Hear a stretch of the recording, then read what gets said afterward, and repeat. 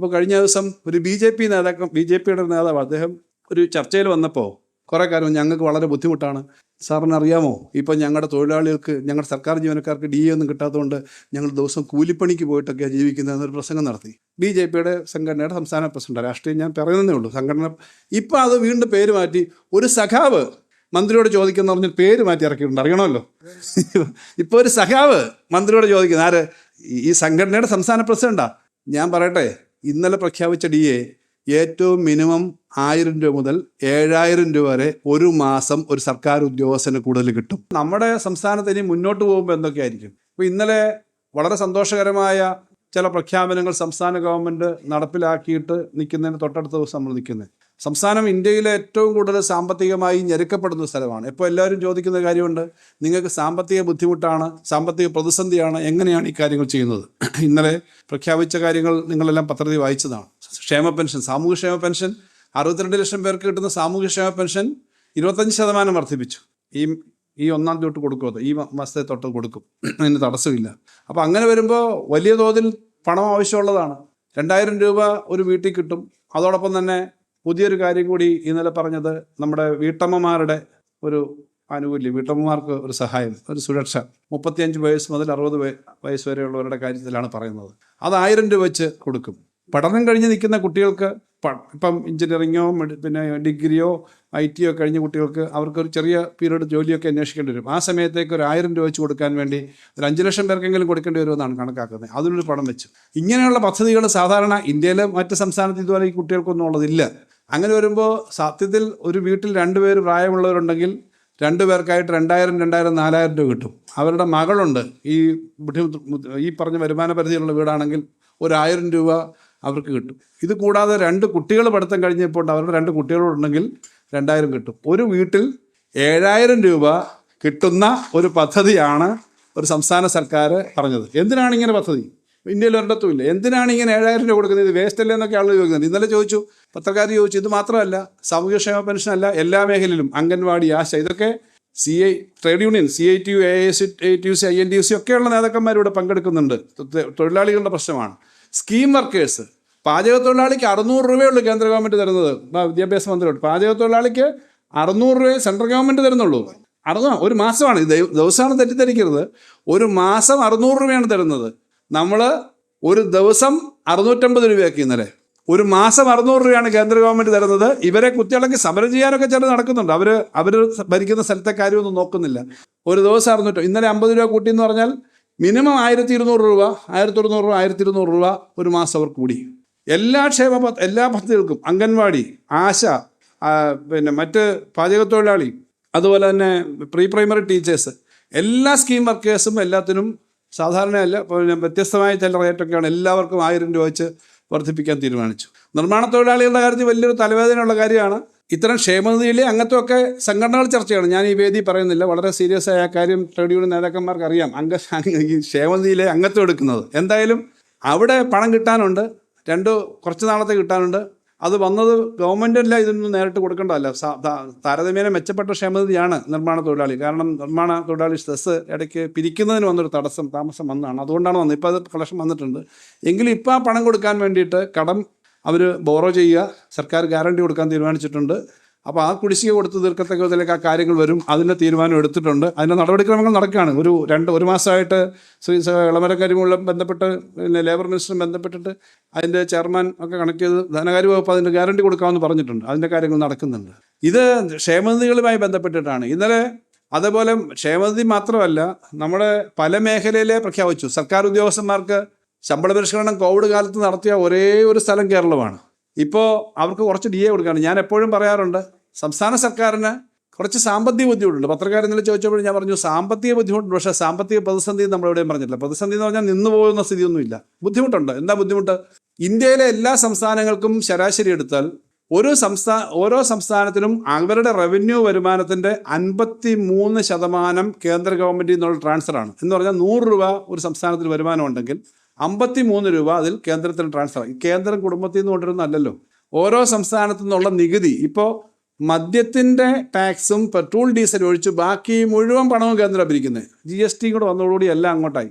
Income tax അവരാ പിരിക്കുന്നത്, service tax അവരാ. അപ്പോൾ അതിൽ നിന്നുള്ള ഷെയർ സംസ്ഥാനങ്ങൾക്ക് കിട്ടുമ്പോൾ അതിനകത്ത് ഇന്ത്യയിലെ എല്ലാ സംസ്ഥാനങ്ങളുടെയും കണക്കെടുത്താൽ 53% കേന്ദ്രമാണ് കൊടുക്കുന്നത്. കേരളത്തിന് എത്ര കിട്ടുന്നത്? 25. എന്താ കാര്യം? കേരളത്തിന് പല ക്രൈറ്റീരിയ പറഞ്ഞ് കുറച്ച് തരിക. ക്രൈറ്റീരിയ കേരളത്തിന് സ്കൂളുണ്ട്, കേരളത്തിന് ആശുപത്രിയുണ്ട്, കേരളത്തിന് റോഡുണ്ട്, ഇങ്ങനെ ഇതൊക്കെ അറിയാവുന്നതാണ്. കേരളത്തിന് സെക്കൻഡ് ജനറേഷൻ ഇഷ്യൂസ് എന്ന് പറയുന്നത് അവിടെ സെക്കൻഡ് ജനറേഷൻ കഴിഞ്ഞു എന്ന് പറഞ്ഞാൽ പല സംസ്ഥാനങ്ങളിൽ ഒരു സ്കൂൾ പോലും ഇല്ല. ഒറ്റ അധ്യാപകൻ പഠിപ്പിക്കുന്ന ഗ്രാമീണ സ്കൂളാണ് ഉള്ളത്. ആശുപത്രി കാണണമെങ്കിൽ കിലോമീറ്ററുകൾ മണിക്കൂറുകൾ സഞ്ചരിക്കണം മറ്റു പല സംസ്ഥാനങ്ങളിൽ. നമ്മുടെ ഇവിടെ അങ്ങനല്ല. നമ്മളിപ്പോൾ അതൊക്കെ മാറി. ആശുപത്രിയിൽ 42 ലക്ഷം കുടുംബങ്ങൾക്ക് 5 ലക്ഷം രൂപ വരെ ചികിത്സ സൗജന്യമായി കിട്ടുന്ന കാരുണ്യ പദ്ധതി അടക്കമുണ്ട്. സൗജന്യം എന്ന് പറഞ്ഞാൽ ചെറിയ സൗജന്യമല്ല. 5 ലക്ഷം എന്ന് പറഞ്ഞാൽ ഹാർട്ട് ഓപ്പറേഷൻ. ഇപ്പോൾ ഒരു മാസം ശരാശരി 17,000 ഓപ്പറേഷനാണ് സംസ്ഥാനത്ത് നടക്കുന്നതെന്നാണ് കഴിഞ്ഞ ദിവസം. ഒരു മാസം ഒന്നാം പിണറായി സർക്കാരിൻ്റെ സമയത്ത് അത് 8,000 ആയിരുന്നു. അപ്പം ചില സമയത്ത് സ്റ്റെൻറ്റ് കിട്ടാൻ, നേരത്തെ പെൻസിലിനും പാരസെറ്റാമോളും കിട്ടാത്തതുകൊണ്ട് മരുന്ന് കിട്ടുന്നില്ലെന്ന് പറഞ്ഞു. ഇപ്പം ഒരു ആഴ്ചയ്ക്ക് താമസിച്ചു എന്തിന്? ഹാർട്ട് ഓപ്പറേഷൻ സ്റ്റെൻറ്റ് കിട്ടാൻ. സ്റ്റെൻറ്റ് ഫ്രീ ആണ്. 1.5 ലക്ഷവും 2 ലക്ഷം രൂപയ്ക്കുള്ള സ്റ്റെൻറ്റ് വരെ ഫ്രീ ആയി കിട്ടുന്ന 42 ലക്ഷം കുടുംബം എന്ന് പറഞ്ഞാൽ കേരളത്തിൻ്റെ പോപ്പുലേഷൻ്റെ പകുതി വരുന്ന സ്ഥലത്ത് ആരോഗ്യരംഗത്ത് പണം കൊടുക്കുന്നുണ്ട്. അപ്പോൾ കേന്ദ്രം പറയും നിങ്ങൾക്ക് ആരോഗ്യരംഗത്ത് മെച്ചാണ്, എല്ലാ രംഗത്തും വെച്ചാണ്, അതുകൊണ്ട് പണം തരുന്നില്ല. ഫലത്തിലെന്താ? ഇന്ത്യയിൽ സംസ്ഥാനങ്ങളുടെ സ്ഥിതിയിലേക്ക് പല മാനദണ്ഡം വെച്ച് അവർ കൊടുക്കുമ്പോൾ കേരളത്തിന് കിട്ടേണ്ട 53 രൂപ കിട്ടേണ്ടതിന് പകരം 25 രൂപയെ കിട്ടുന്നുള്ളൂ. ഇന്ത്യയിൽ ശരാശരി 53 രൂപയുണ്ട്. ബീഹാറിന് കിട്ടുന്ന 70 രൂപയാണ് ചില സംസ്ഥാനങ്ങൾക്ക്. അരുണാചൽ പ്രദേശിനോ സിക്കിമിനോ അല്ലെങ്കിൽ ചില സംസ്ഥാനങ്ങൾക്ക് അങ്ങനെ കിട്ടുന്നുണ്ട്. ആ പണം കിട്ടുന്നില്ല. നമുക്ക് കേന്ദ്രവിഹിതം തന്നുകൊണ്ടിരുന്നത് കുറയുന്നു. ഒന്നാം പിണറായി സർക്കാരിൽ നിന്ന് രണ്ടാം LDF സർക്കാരിലേക്ക് വന്നപ്പോൾ ഉള്ള വ്യത്യാസം, നേരത്തെ അതിനേക്കാളും വീണ്ടും പണം കുറച്ചു. എന്താ ബുദ്ധിമുട്ടെന്ന് അതാണ് ഞാൻ പറഞ്ഞത്. ഒന്നാം പിണറായി സർക്കാരിൻ്റെ സമയത്ത് നമുക്ക് കിട്ടിക്കൊണ്ടിരുന്ന കേന്ദ്ര ടാക്സിൻ്റെ പൂളിൽ നമുക്ക് കിട്ടിക്കൊണ്ടിരുന്നത് 2.5. 10ാം ധനകാര്യ കമ്മീഷൻ 3.8 തന്നിരുന്നു. അത് 2.5 കുറച്ചു. ഇപ്പോൾ 1.9. ഈ 0.9% എന്നൊക്കെ പറഞ്ഞാൽ ഇപ്പം നമുക്ക് കിട്ടുന്ന ഇപ്പോൾ പോകുന്ന 1.8 എന്ന് 1.92 എന്ന് പറഞ്ഞാൽ 27,000 കോടി രൂപയാണ് കഴിഞ്ഞ വർഷം കിട്ടി. 10ാം ധനകാര്യ കമ്മീഷൻ അനുസരിച്ചായിരുന്നെങ്കിൽ അതിൻ്റെ ഇരട്ടി കിട്ടണം. തൊട്ട് മുമ്പത്തെ 5 വർഷം കിട്ടിയിരുന്നത് 2.5 എന്ന് പറഞ്ഞാൽ അതിനേക്കാളും 10,000 കോടി രൂപ ഇപ്പോൾ ഒരു വർഷം കുറവുണ്ട് തൊട്ട് മുമ്പത്തെ വർഷത്തേക്കാണ്. നമ്മൾ അധികാരത്തിൽ വന്ന സമയത്ത്, ഈ സർക്കാർ അധികാരത്തിൽ വന്ന സമയത്ത് 31,000 കോടി രൂപയായിരുന്നു ഗ്രാൻറ്റും മറ്റു കാര്യങ്ങളായിട്ട് സംസ്ഥാനത്തിന് കിട്ടിയത്. ഈ വർഷം കിട്ടുന്ന 7,000 കോടിയാണ്. കടമെടുക്കാനായിട്ട് പരിധിയുണ്ട്. നമുക്ക് 3 വരുമാന മാർഗ്ഗങ്ങളാണ് ഉള്ളത്. ഒന്ന്, സംസ്ഥാനത്ത് നിന്ന് കളക്ട് ചെയ്യുന്ന ടാക്സ്, സെൻട്രിൽ നിന്ന് ഉൾപ്പെടെ തരുന്ന ടാക്സ്. 2, സെൻട്രിൽ നിന്ന് കിട്ടുന്ന ട്രാൻസ്ഫേഴ്സ്, അതായത് ഗ്രാൻറ്റുകൾ തരും, നമുക്ക് ടാക്സിൻ്റെ വിഹിതം തരും. 3, ബോറോയിങ്. കടമെടുക്കുന്നത് തിരിച്ചടയ്ക്കാവുന്ന കടം, അല്ലാതെ അധികമൊന്നും ആർക്കും എടുക്കാൻ പറ്റില്ല. നിങ്ങൾ 1 ലക്ഷം രൂപ ശമ്പളം ഉള്ള ആൾക്ക് മാസം ഒരു 30,000 രൂപയൊക്കെ അടയ്ക്കുന്ന ലോൺ കിട്ടത്തില്ലേ? പക്ഷേ സംസ്ഥാനത്തിന് ആകെ സംസ്ഥാനത്തിൻ്റെ വരുമാനം 1 ലക്ഷം രൂപ ഉണ്ടെങ്കിൽ 3%, 3,000 രൂപ എടുക്കാൻ പറ്റും. അതെ, സംസ്ഥാനത്തിൻ്റെ GSDP. ആ പണത്തിൽ തന്നെ നമ്മൾ തിരിച്ചടയ്ക്കാവുന്നതാണ്. അതിനകത്ത് തന്നെ കണ്ടീഷൻ വെച്ച് കുറയ്ക്കുകയാണ്. എന്തായാലും 25 വർഷക്കാലത്തെ 30 വർഷക്കാലത്തെ കണക്കെടുത്താൽ ഓരോ വർഷവും നമുക്ക് എടുത്തുകൊണ്ടിരുന്ന കടം 5 വർഷം കഴിയുമ്പോൾ, ഓരോ ഗവൺമെൻറ് കഴിഞ്ഞ് 5 വർഷത്തിൽ കഴിയുമ്പോഴേക്കും 90%, 100% കടം വർദ്ധിക്കും. അത് VS ഗവൺമെൻറ് കാലത്ത് 86,000 കോടിയായിരുന്നു ആകെ സംസ്ഥാനത്തിൻ്റെ കടം. അത് ഉമ്മൻചാണ്ടി സർക്കാരിൻ്റെ അവസാന കാലത്ത് അത് 1,56,000 കോടിയായി. 1,56,000 നിന്നും തോമസ് ഐസക്ക് ഒന്നാം പിണറായി സർക്കാരിൻ്റെ 5 വർഷം കഴിഞ്ഞപ്പോൾ 2,96,000 കോടിയായി. ഈ 5 വർഷം കഴിയുമ്പോൾ അത് 6 ലക്ഷം കോടി ആവണം. പക്ഷേ കേന്ദ്ര ഗവൺമെൻറ് ആകെ അനുവാദം തന്നത് 4,70,000 കോടി എടുക്കാനേ ഉള്ളൂ. 1,25,000 കോടി 5 വർഷം കൊണ്ട് കുറഞ്ഞു എന്ന് പറഞ്ഞാൽ ഒരു വർഷം 25,000 കോടി കുറഞ്ഞു. മറ്റു കാര്യങ്ങൾ നോക്കുമ്പോൾ 50,000 കോടിയിലധികം കുറഞ്ഞു. ആ കുറഞ്ഞിടത്താണ് നമ്മൾ ചെലവിൻ്റെ കാര്യത്തിൽ മേലോട്ടാണ്, ആഭ്യന്തര വരുമാനത്തിൻ്റെ കാര്യത്തിൽ മേലോട്ടാണ്. 47,000, 7,000, 54,000 ടാക്സും നോൺ ടാക്സുമായിട്ട് ഒരു വർഷം കിട്ടിക്കൊണ്ടിരുന്നത്. അത് ഇപ്പോൾ 95,000 കോടിയായി കഴിഞ്ഞ വർഷം. ഈ വർഷം അത് 1 ലക്ഷം കോടി കടക്കും. അത്രയും ആഭ്യന്തര വരുമാനം നമുക്ക് വർദ്ധിപ്പിക്കാൻ പറ്റി. പക്ഷേ 5 വർഷമായിട്ട് പെട്രോളും ഡീസലും ഇടയ്ക്കൊരു സെസ് 1 രൂപ മേടിച്ചേ ഉള്ളൂ. മദ്യത്തിന് കൂടിയിട്ടുണ്ടോ? മദ്യം മേഖലയിൽ വർക്ക് ചെയ്യുന്നവരെങ്കിലും കാണുമല്ലോ ഇവിടെ. 5 വർഷമായിട്ട് മദ്യത്തിന് ചാർജ് കൂട്ടിയിട്ടില്ല. കാരണം മയക്കുമരുന്ന് കൂടുന്നു എന്നുള്ള ഭയമുള്ളതുകൊണ്ട്. അല്ലെങ്കിൽ മദ്യത്തിന് സാധാരണ ഓരോ വർഷം കൂട്ടുന്നതാണ്. മദ്യത്തിനും പെട്രോളിനും വലുതായിട്ട് കൂട്ടാൻ പറ്റില്ല. അതാണ് ആകെയുള്ള വരുമാനം. അത് കൂട്ടാതെ തന്നെ ഈ വരുമാനം വർദ്ധിച്ചു. ബോറോയിങ് കുറച്ചു, കേന്ദ്രത്തിൽ നിന്ന് വരുന്ന പണം കുറച്ചു. പക്ഷേ ഇവിടെ ആഭ്യന്തര വരുമാനം കൂടി. ചിലവോ 1,15,000 കോടിയാണ് ഒരു വർഷം ശരാശരി ഒന്നാം പിണറായി സർക്കാർ ചിലവാക്കിയിരുന്നത്. ഏറ്റവും കൂടുതൽ റെക്കോർഡ് അവിടെ ചിലവാക്കിയത് അതുവരെ ഉള്ളതിൽ. ഇപ്പോൾ അത് 1,75,000 കോടിയായി. ഈ പ്രഖ്യാപനം കൂടെ വരുമ്പോൾ അതിനേക്കാളും കൂടും. 1,75,000 കോടി ഒരു വർഷം ചിലവാക്കിയിട്ടാണ്. അപ്പോൾ ചിലവിൻ്റെ കാര്യത്തിൽ കുറച്ചിട്ടില്ല. KSRTCയുടെ യൂണിയൻ്റെയൊക്കെ നേതാക്കന്മാർ ഇവിടെ ഇരിപ്പുണ്ട്. ഇപ്പോൾ പെൻഷൻ കിട്ടാത്തതിൻ്റെ പേര് പരാതിയില്ല, ശമ്പളത്തിൻ്റെ പേര് പരാതിയില്ല. 2000 കോടിയാണ് ഒരു വർഷം KSRTC കൊടുക്കുന്നത്. ശമ്പളം കൃത്യമായിട്ട് ഇപ്പോൾ 1-ാം തീയതി കിട്ടുന്നു പറയുമ്പോൾ 80 കോടി രൂപ ശമ്പളം കൊടുക്കുന്നതിൻ്റെ 50 കോടിയും സംസ്ഥാന സർക്കാരിൽ നിന്ന് അങ്ങോട്ട് തരികയാണ് എന്ന കാര്യം പറയാതിരിക്കാൻ പറ്റില്ല. അത് നിരന്തരമായി ചെയ്യാൻ പറ്റുന്നൊരു കാര്യമല്ലെന്ന് ഞാൻ എപ്പോഴും പറയാറുണ്ട്. നമ്മൾ തരാറുണ്ട്, പക്ഷെ അവിടെ മെച്ചപ്പെടുത്തണം. എല്ലാ മേഖലയിലും നമ്മൾ കൂടുതൽ ഇൻവെസ്റ്റ്മെൻറ്റിന് പണം കൊടുക്കുന്നുണ്ട്. അപ്പോൾ എല്ലാ മേഖലയിലും അത് ചെയ്തിട്ടാണ് പോകുന്നത്. തൊഴിലാളികളോടുള്ള സർക്കാരിൻ്റെ താല്പര്യം കാണിക്കാൻ വേണ്ടി ഞാൻ ഈ കാര്യം പറഞ്ഞതേ ഉള്ളൂ, അല്ലാതെ മറ്റും സർക്കാർ ഈ മേഖല ചെയ്യുക. ഇപ്പോൾ PM ശ്രീയുടെ കാര്യം നേരത്തെ വിവാദം വന്നു, അതൊക്കെ കഴിഞ്ഞതാണ്. പക്ഷേ കഴിഞ്ഞ 2 വർഷമായിട്ട് ഒരൊറ്റ പൈസ ആയിരുന്നില്ല SSK ഉൾപ്പെടെ. SSK 10,000-ഓളം അധ്യാപകർ നമുക്ക് എല്ലാം കൂടെ വരും. 7,000 മറ്റ് സ്പെഷ്യൽ എല്ലാം കൂടെ വരുമ്പം 10,000 പേര് വരും.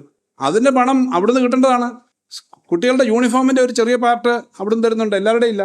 ടെക്സ്റ്റ് ബുക്കിൻ്റെ ഒരു പാർട്ട് അവിടുന്ന് തരുന്നുണ്ട്, ഉച്ചഭക്ഷണത്തിന് ചെറിയ പാർട്ട് തരുന്നുണ്ട്, പട്ടികജാതി പട്ടികവർഗത്തിൻ്റെ സ്കോളർഷിപ്പിൻ്റെ ചെറിയ യൂണിഫോമിൻ്റെ ഈ പണമൊന്നും തരുന്നില്ല. ഇങ്ങനെ സ്പെഷ്യൽ ഇത് മുഴുവൻ സംസ്ഥാന ഗവൺമെൻറ് കൊടുക്കും. അപ്പോൾ 1,500 കോടി തരുന്നതിനകത്ത് ഈ PM ശ്രീ എന്ന് പറയുന്നത് ചെറിയ ഭാഗമാണ്. പക്ഷെ തരേണ്ട മറ്റേ പണം നിങ്ങളിത് ഒപ്പിട്ടില്ല, തരില്ല എന്ന് പറഞ്ഞ് തരാതിരിക്കുക.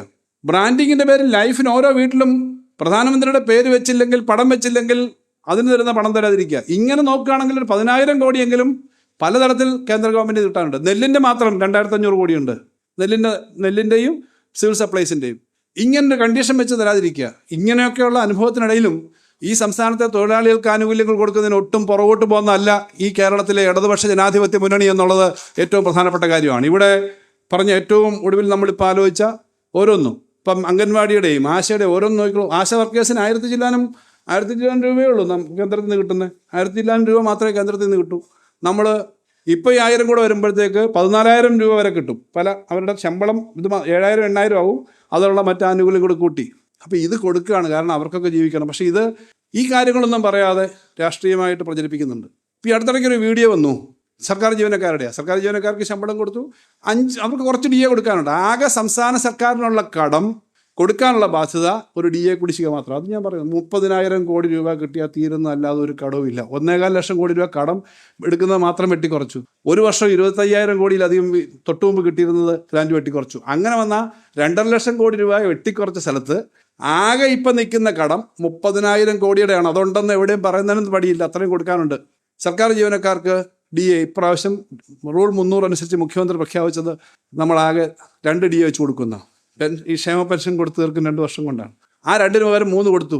DA ഇപ്പോൾ കഴിഞ്ഞ ദിവസം ഒരു BJPയുടെ നേതാവ് അദ്ദേഹം ഒരു ചർച്ചയിൽ വന്നപ്പോൾ കുറേ കാര്യം ഞങ്ങൾക്ക് വളരെ ബുദ്ധിമുട്ടാണ്, സാറിന് അറിയാമോ, ഇപ്പോൾ ഞങ്ങളുടെ തൊഴിലാളികൾക്ക്, ഞങ്ങളുടെ സർക്കാർ ജീവനക്കാർക്ക് DA ഒന്നും കിട്ടാത്തതുകൊണ്ട് ഞങ്ങൾ ദിവസം കൂലിപ്പണിക്ക് പോയിട്ടൊക്കെയാണ് ജീവിക്കുന്നതെന്നൊരു പ്രസംഗം നടത്തി. BJPയുടെ സംഘടനയുടെ സംസ്ഥാന പ്രസിഡന്റ്, രാഷ്ട്രീയം ഞാൻ പറയുന്നതേ ഉള്ളൂ, സംഘടന. ഇപ്പോൾ അത് വീണ്ടും പേര് മാറ്റി ഒരു സഖാവ് മന്ത്രിയോട് ചോദിക്കുന്ന പറഞ്ഞ് പേര് മാറ്റി ഇറക്കിയിട്ടുണ്ട്, അറിയണമല്ലോ. ഇപ്പോൾ ഒരു സഖാവ് മന്ത്രിയോട് ചോദിക്കുന്നത് ആര്? ഈ സംഘടനയുടെ സംസ്ഥാന പ്രസിഡന്റാ. ഞാൻ പറയട്ടെ, ഇന്നലെ പ്രഖ്യാപിച്ച DA ഏറ്റവും മിനിമം 1,000 രൂപ മുതൽ 7,000 രൂപ വരെ ഒരു മാസം ഒരു സർക്കാർ ഉദ്യോഗസ്ഥന് കൂടുതൽ കിട്ടും. അപ്പോൾ ഈ വർഷം പ്രഖ്യാപിച്ച 3 DA വഴി 3,000 രൂപ മുതൽ 20,000 രൂപ വരെ ഒരു മാസം കൂടുതൽ കിട്ടും എന്നുള്ള കാര്യം അവർക്ക് കൊടുക്കേണ്ടതാണ്, അർഹതപ്പെട്ടതാണ്. അങ്ങനെ കൊടുക്കുന്നുണ്ട് സർക്കാർ എന്ന കാര്യം നമ്മൾ പറയണ്ടേ. ഈ തെറ്റായ കാര്യങ്ങൾ പ്രചരിപ്പിക്കുന്നതുകൊണ്ട് ഞാൻ പറയുകയാണ്. അപ്പോൾ ഇതെല്ലാം ചെയ്യുന്നൊരു സർക്കാരാണ്. ആ സർക്കാർ തൊഴിലാളി മേഖലയിൽ ഇനി ചെയ്യേണ്ട കാര്യങ്ങൾ എന്തൊക്കെയാണ്? അത് വളരെ ഗൗരവത്തിലാണ്. ഇനിയിപ്പോൾ സീരിയസ് ആയി ഇപ്പോൾ വളരെ അഖിലേന്ത്യാ തലത്തിൽ തന്നെ നേതൃത്വം കൊടുക്കുന്ന ഇളമരവും ഇവിടെ ട്രേഡ് യൂണിയൻ നേതാക്കന്മാരും, ഇവിടെ എല്ലാ ട്രേഡ് യൂണിയൻ്റെ നേതാക്കന്മാരും ഇവിടെ പങ്കെടുക്കുന്നുണ്ട്. അവർ ചർച്ച ചെയ്യും. ഇനി വരാൻ പോകുന്ന പ്രശ്നം ഇതൊന്നുമല്ല, ആർട്ടിഫിഷ്യൽ ഇൻ്റലിജൻസ് വരും, പകുതിയിൽ കൂടുതൽ ജോലി ഇല്ലാതാവും. കേരളത്തിൽ ഉൾപ്പെടെ വീടിനടുത്ത് ജോലി, ഗിഗ് വർക്കേഴ്സ്. എങ്ങനെ നമ്മളിതിനെ നേരിട്ടേ പറ്റൂ, നേരിടാൻ പറ്റുകയും ചെയ്യും. അതിന് മണിക്കൂറുകൾ ഇപ്പോൾ ഉടനെ ഡിമാൻഡായിട്ട് പറയാനല്ലേ പറയുന്നത്. പണ്ട് 8 മണിക്കൂർ എന്ന് പറഞ്ഞാൽ ഇപ്പോൾ 4 മണിക്കൂർ പോലും ജോലിയില്ല. അപ്പോൾ തൊഴിലാളികളെല്ലാം പിരിച്ചു വിടുക എന്നത് പറ്റുമോ? തൊഴിലാളി എന്ന് പറഞ്ഞാൽ നമ്മുടെ നാട്ടിലെ സാധാരണക്കാരെ എല്ലാം ജോലിയിൽ നിന്ന് പിരിച്ചു വിടുക. ഇനി വണ്ടി സ്വന്തമായിട്ട് ഓടിക്കുന്ന ഇഞ്ചം വരും, അല്ല വണ്ടി തന്നെ ഒരു റോബോട്ടാവും. ഡ്രൈവർമാർ വേണ്ട, കണ്ടക്ടർമാർ വേണ്ട, പിന്നെ കമ്പ്യൂട്ടർ ഓപ്പറേറ്റർ വേണ്ട, ഒരു സ്ഥലത്തും ആൾ വേണ്ട. ഹോട്ടലിൽ ജപ്പാനിലെ ഒരു വാർത്ത കണ്ടു. She's from Japan. I read A news recently about A hotel in Japan. It was A hotel which is totally managed by robots and only one person is a human being. ഈ bedsheet വിരിക്കാൻ ഈ റോബോട്ടിന് പറ്റൂല. Bedsheet വിരിക്കാൻ റോബോട്ടിന് പറ്റില്ല. അത് മാത്രം bed spread only man can do. All others മറ്റെല്ലാ റോബോട്ടിനെ വെച്ചിരിക്കുന്നു. നിങ്ങൾക്ക് ഭക്ഷണം വേണോ കൊണ്ടുതരും, ബെല്ലടിച്ചാൽ റിസപ്ഷനിൽ പറയും. സോ ഇതെല്ലാം റോബോട്ട് വരുമ്പോൾ മനുഷ്യന് ജീവിക്കണ്ടേ? മനുഷ്യൻ ജീവിക്കുമ്പോൾ അവർക്ക് എങ്ങനെ നമ്മുടെ ടെക്നോളജി പൊതുവെ വരണം, യാതൊരു സംശയമില്ല. ആ ടെക്നോളജി പൊതുവെ വരുമ്പം മനുഷ്യന് ജീവിക്കാൻ പറ്റുന്ന തരത്തിലേക്ക് ഇൻകം ഡിസ്ട്രിബ്യൂഷൻ വേണം. വരുമാനം ഉണ്ടാകുമ്പോൾ അത് സമൂഹത്തിലേക്ക് പോകണം. അതെങ്ങനെ വേണം എന്നുള്ളത് ചർച്ച ചെയ്യേണ്ട വളരെ ഗൗരവതരമായ ഒരു സമയമാണ്. ആർട്ടിഫിഷ്യൽ ഇൻ്റലിജൻസ് ഉൾപ്പെടെ കൂടുതലായിട്ട് വരുമ്പോൾ മനുഷ്യനുണ്ടാക്കിയ നേട്ടങ്ങൾ മനുഷ്യന് തന്നെ കിട്ടണം, ആ മനുഷ്യ സമൂഹത്തിന് കിട്ടണം. ഇപ്പോൾ മുതലാളിത്ത ലോകം ചർച്ച ചെയ്യുന്നത് യൂണിവേഴ്സൽ ഇൻകം സ്കീമിനെ പറ്റിയൊക്കെയാണ്. തൊഴിലില്ല, അതുകൊണ്ട് എല്ലാവർക്കും ഒരു കൃത്യം തുക കൊടുക്കാം മാസം, എന്നിട്ട് അത് വെച്ചിട്ട് സാധനമൊക്കെ മേടിച്ചോട്ടെ. ഇയാൾക്ക് ജോലി കിട്ടാതിരുന്നാൽ മുതലാളിത്തം തകരും. കാരണം എന്താണെന്ന് വെച്ച് കഴിഞ്ഞാൽ ഉത്പാദനം ഉണ്ടാക്കി കഴിഞ്ഞാൽ ഇത് മേടിക്കാൻ ആൾ വേണ്ടേ? നല്ല ഫോണും നല്ല കാറും നല്ല ഷർട്ടും എല്ലാം കമ്പോളത്തിലുണ്ടെങ്കിൽ അത് മേടിക്കാൻ പണം വേണമല്ലോ, ആളുകളുടെ വരുമാനം വേണമല്ലോ. ആ ആളുകൾക്ക് വരുമാനം കിട്ടുന്ന തരത്തിലേക്കുള്ള പദ്ധതികൾ എന്താണെന്ന് അവരും തലപകഞ്ഞ് ആലോചിക്കുന്നുണ്ട്. അപ്പം അങ്ങനെ പുതിയൊരു തലത്തിലേക്ക് നമ്മുടെ ലേബർ ഇഷ്യൂവും ജീവിതവും പോകുന്നുണ്ട്. ആ പ്രശ്നങ്ങൾ ഉൾപ്പെടെ ചർച്ച ചെയ്യാൻ നമുക്ക് കഴിയണം. കേരളത്തിൽ ഇടതുപക്ഷ ജനാധിപത്യ മുന്നണി സർക്കാരിന് എല്ലാ മേഖലയെയും സംരക്ഷിച്ചുകൊണ്ട് പോകുന്നൊരു ഉത്തരവാദിത്വമുള്ള സർക്കാർ എന്ന നിലയിൽ എടുക്കുന്ന കാര്യങ്ങൾ കൂടുതൽ സജീവമാക്കാൻ ഉള്ള തരത്തിലുള്ള ചർച്ചകൾ ഇവിടെ വരുമെന്ന് ഞാൻ കരുതുന്നു. എല്ലാ ട്രേഡ് യൂണിയനുകളും ഇത്തരം കാര്യത്തിൽ പൊതുവിൽ ട്രേഡ് യൂണിയനുകൾ ഒരുമിച്ച് ഈ പ്രശ്നങ്ങൾ ഏറ്റെടുക്കുന്ന ഒരു പതിവ് നമ്മുടെ നാട്ടിലുണ്ട്, ഇന്ത്യയിലുണ്ട്. ആ ട്രേഡ് യൂണിയൻ ഈ കാര്യങ്ങളെല്ലാം മനസ്സിലാക്കി ഈ മേഖലയ്ക്ക് ആവശ്യമായ നിർദ്ദേശങ്ങൾ നൽകുന്ന തരത്തിലേക്കുള്ള ചർച്ചകൾ ആണ് ഇവിടെ ഉണ്ടാവുക എന്ന് ഞാൻ പ്രതീക്ഷിക്കുന്നു. എല്ലാ ആശംസകളും ഈ സെമിനാറിന് നേർന്നുകൊണ്ട് ഇത് ഉദ്ഘാടനം ചെയ്ത് അറിയിച്ചുകൊണ്ട് ഞാൻ വാക്കുകൾ അവസാനിപ്പിക്കുന്നു. അഭിവാദ്യം.